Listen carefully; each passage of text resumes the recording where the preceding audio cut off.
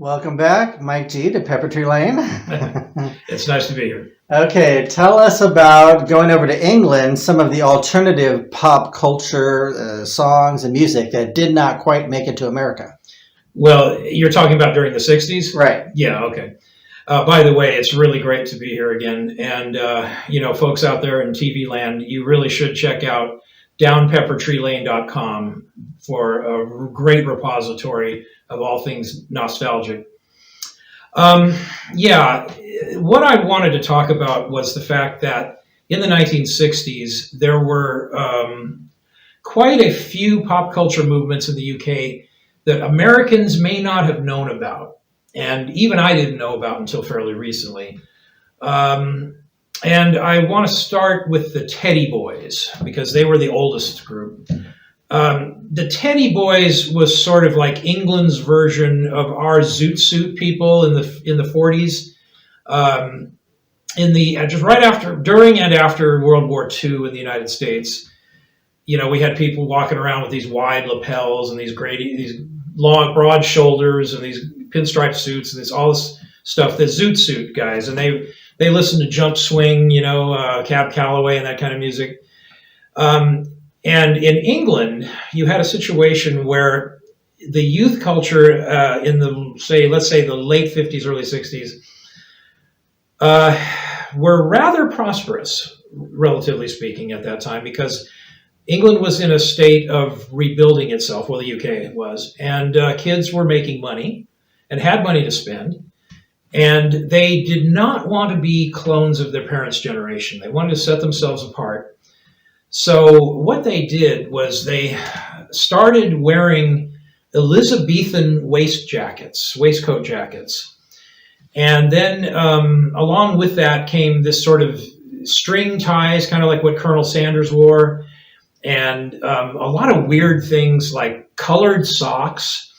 And, in the punk movement, a lot of people wore what they called creepers, which were kind of like a weird kind of shoe with like an animal print top and a thick crepe sole. Those actually were old. Those actually were an old shoe that people were wearing in the late 50s and early 60s. And that was part of the whole uniform, of the Teddy Boys. And the Teddy Boys the music they liked was Jump Swing, kind of like the Zoot Suit people, but there was one unique thing. Someone invented a dance called the creep to go along with the shoes, the creepers. As a matter of fact, Perry Como had a performance of the creep on his show back in the day, and it was really funny. But anyway, so that was that whole thing, and these kids were not well regarded by the adults. They were considered real thugs, and they were very clannish and very specific. Their uniform was very specific, and they had this sort of greaser-looking hairdos. They had these long,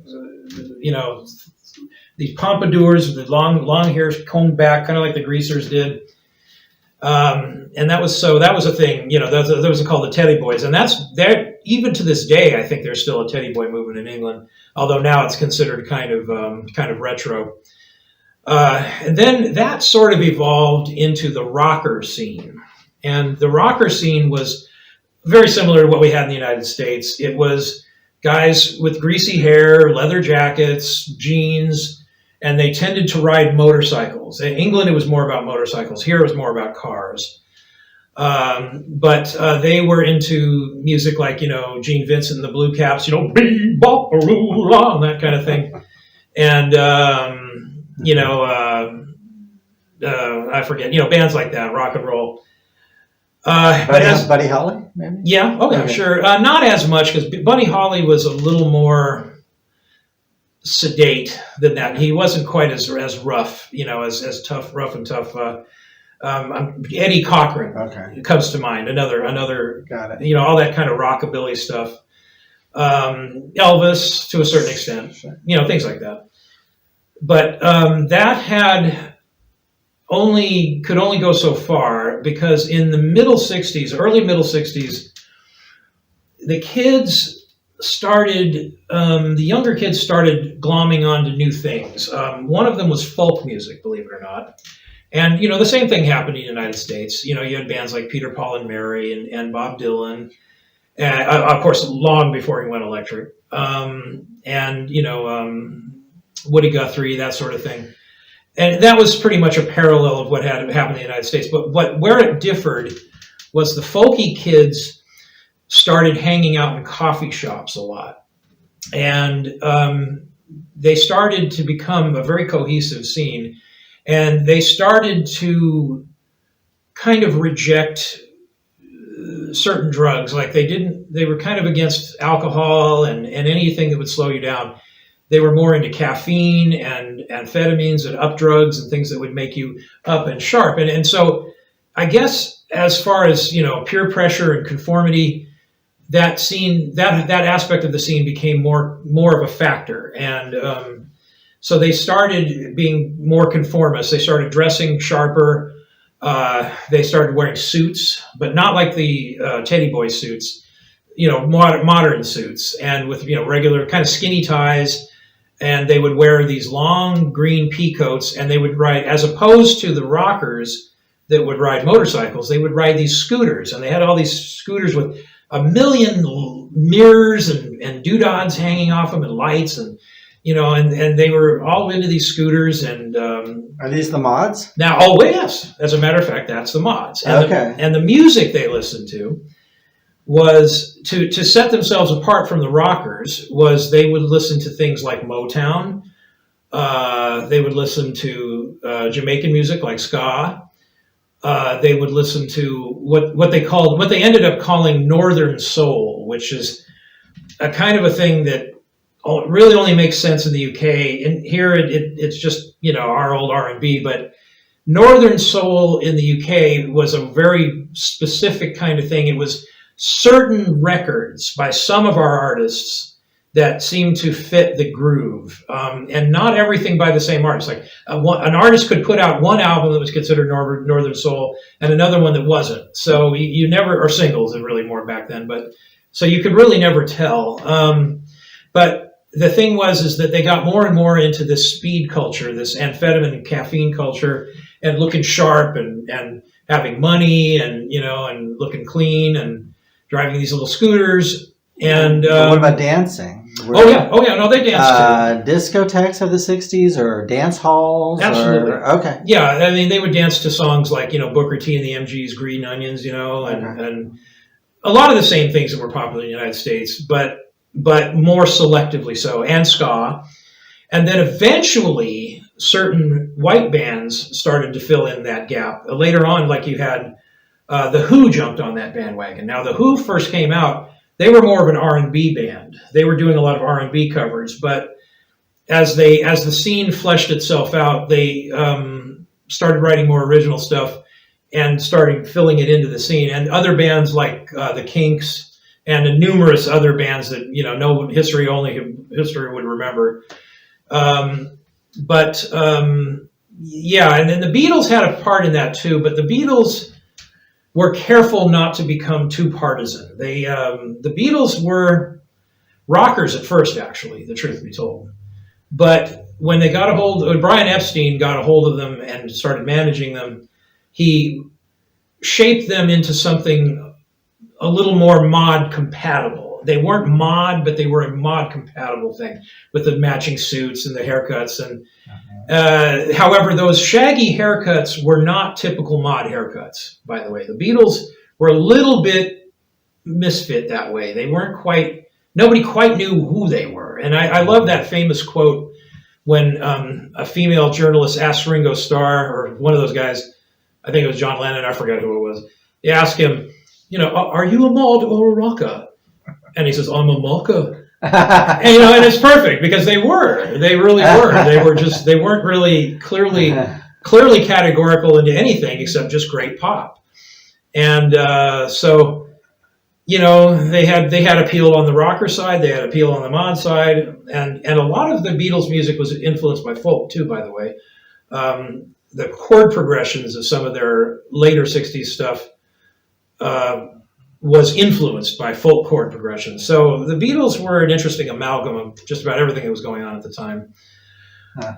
So there was that. There was the Who, of course. There was the Rolling Stones. Yardbirds. The Yardbirds. Would they fit more into the R&B side of it, or? Yeah, they did. I think the mods might have appreciated the Yardbirds at that time. There was Mersey, all the Mersey beat groups too, like Jerry and the Pacemakers, who I love, by the way. Ferry cross the Mersey, and by the way, they used that. They had a song called "You'll Never Walk Alone," which they actually sing at football games, what we would call soccer, and it became a sports anthem. So there was that whole scene too. So was it non-political across the 60s? Well, political. How do you mean political? Well, the punk scene of the 70s, I would say, was very political. Yeah, compared to that. Right. I don't think that was a huge factor. They weren't involved in Vietnam. No, in England. So not really. Maybe it wasn't. No, it wasn't political in that sense. I think that both the rockers and the mods tended to be more liberal, perhaps, although I couldn't say that for sure. I really don't know. That's a good question, and I never really. Was it pre-hippie? Oh, absolutely. Okay. Yes. Oh, yeah. Okay. No, hippies. It was proto-hippie, some of it, but it was not. The hippies weren't even heard of at that point yet. Okay. But it was starting to happen, and now it's interesting you bring that up because the folk scene did kind of blend with the mod scene, and as the '60s wore on, I think they were sort of indirectly influenced by the San Francisco scene that was starting to happen too, where it was the same thing here in San Francisco. It was that the folk scene was gradually morphing into something else. And as more and more people were taking hallucinogenic drugs, it was inspiring them to create new things and to break away from the more standardized forms such as folk or blues. So on both sides of the pond, you had this going on, and whatever else you may want to say about the use of hallucinogenic drugs, which I do not approve of, by the way, at least it did inspire people to be more creative and to break away from the norm. So the mod scene in, say, around 65 to 66 started changing. It became more colorful and more flamboyant. They started adopting clothing that was based on op art and pop art, and using broad colors and like that. If you ever see the Who has those T-shirts with the target thing, there's like the red circle and the blue circle in the middle.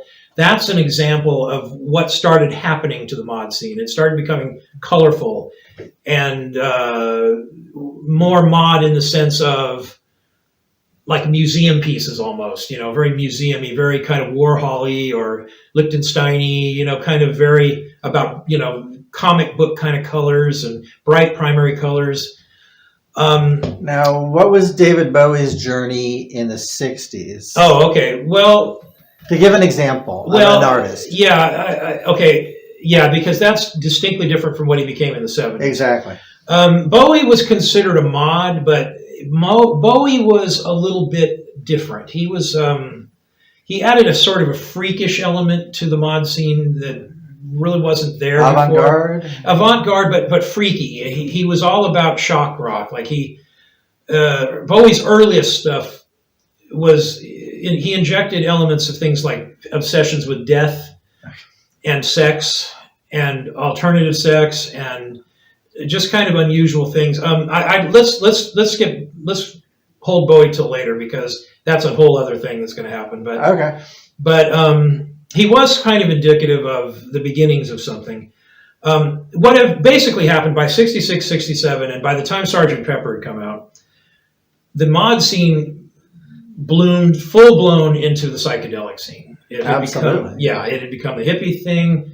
And all about, turning on and bright colors and, a real rejection of parental values. And that was pretty parallel with what was going on here. Yeah. Now, here's what's interesting, though. Unlike what happened here, the Beatles, as you know, around 68, 69 started burning out. And it was obvious that things weren't going well in the band. You know, you had Yoko Ono who was being blamed for breaking them up, which really was not really the case exactly. It didn't help, but she wasn't really. She gets a bad rap on that, but there was a kind of a backlash. Let me back up a minute, because the mods kind of fractured into two scenes around the mid '60s. There were the kind of the more elitist artsy fartsy mods that became the pop art wearing ones and the hippies and became more hippie-ish. And then there was another group of mods that were the more working class mods that kind of rebelled against a lot of that stuff, and kind of still stayed with the original coffee house scene and actually embraced a lot of Jamaican music, to almost exclusion of anything else, as a matter of fact. And by 1969, you had a scene of kids that had very short haircuts, and they had a uniform almost. They would wear Ben Sherman or polo type shirts with what braces they called them, which are suspenders in American lingo. And then they would wear these boots called Dr. Martens boots that had thick soles on them. They were really work boots, because the whole point was they were working class kids. But these Doc Martens boots came in interesting colors. Like they came in bright red and bright blue and bright, stark black. And the red ones especially became very, very popular among these kids. These kids, one of the names they were known by was suede heads. They had this very short haircut, and they were a different faction of the mods, and they were the working class. That did not make it to America. No, and hence this video. Not at all. And not at all. Yeah, but it's very significant. They had a very significant role in the formation of things that came later, though. And that's why I wanted to talk about it now, because sure, believe it or not, and I know it sounds hard to believe, but the suede head look actually influenced the glam rock look later, which is kind of an odd thing to think, but it's true. Keep it in mind. Yeah. Any more groundwork you need to lay before our next video, which is Glitter and Glam Rock? Any more groundwork here? Well, let me see. I did want to talk about one other thing. Now on the other side of the coin, like I said, there was the more flamboyant mods. There was a scene that was developing upcountry in Manchester and places like that called Freak Beat. And that was the psychedelic thing taken a little farther. It was basically the progenitor of what we call progressive rock today. But it had elements of English folk music. As a matter of fact, a lot of bands that are popular today started in that movement, like Steel Eye Span, Jethro Tull, Father and Gay, other groups of that. There's some other groups that I can't quite remember. Even Fleetwood Mac to some extent. Wow. Yeah, and then there were other groups that took it a different direction and decided to use technology more keyboard-oriented, more art rock. Like Roxy Music would be in that camp.